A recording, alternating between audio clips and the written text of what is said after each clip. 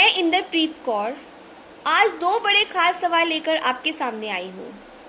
ये दोनों सवाल शिक्षा जगत से यानी कि एजुकेशन जगत से जुड़े हैं और ये सवाल है लॉकडाउन के बाद हमारा एजुकेशन सिस्टम कैसा हो, पढ़ाई किस तरह से बच्चों की चले और दूसरा सवाल कि बच्चों के एग्ज़ाम्स किस तरह लिए जाए यानी कि उनके एग्जामिनेशन सिस्टम कैसा हो। तो आइए इन दोनों सवाल पर हम स्वामी विवेक भारती जी से बात करते हैं। स्वामी विवेक भारती जी पिछले 40 साल से शिक्षा जगत से जुड़े हैं। हरियाणा के नरनौल स्थान पर उनकी द्वारा विवेकानंद शक्तिपीठ की स्थापना की गई है, जिसे उत्तर भारत के कन्याकुमारी के रूप में जाना जा रहा है। बतौर एक शिक्षावादी हम स्वामी विवेक भारती जी से इस विषय पर उनके विचार जानना चाहेंगे कि लॉकडाउन के बाद स्कूल किस प्रकार चलने चाहिए, परीक्षाएं किस प्रकार ली जाएं।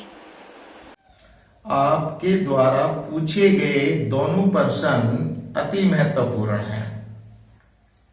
पहला प्रश्न, आज लॉकडाउन के अंदर स्कूलों में ई लर्निंग, ऑनलाइन एजुकेशन का क्या स्थान है। मैंने अपने 35-40 स्कूलों में अध्यापकों से बात की है।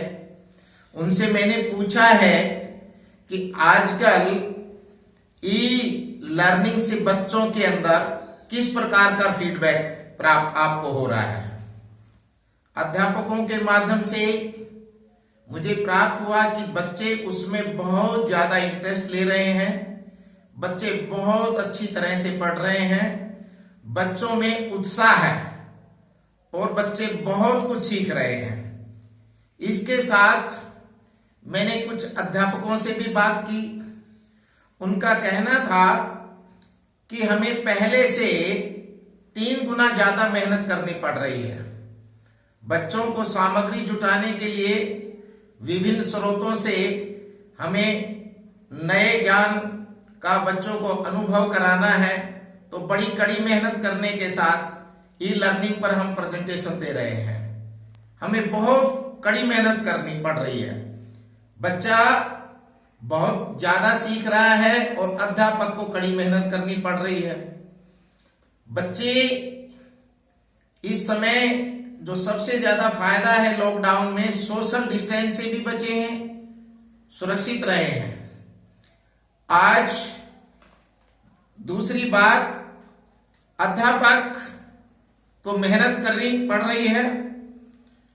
सबसे बड़ी बात इसमें बच्चों को ये मिला कि अध्यापकों ने दिल खोलकर कहा है कि जिस जगह आपको किसी चीज को समझने में कठिनाई हो, आप सीधा संवाद कर सकते हैं।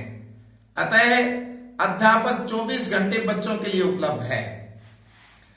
बच्चे ऑनलाइन में घर बैठे सोशल डिस्टेंस का पालन कर रहे हैं और इंटरेस्ट ले रहे हैं। मैं चाहूंगा कि ई लर्निंग अभी कुछ महीने और जारी रहनी चाहिए।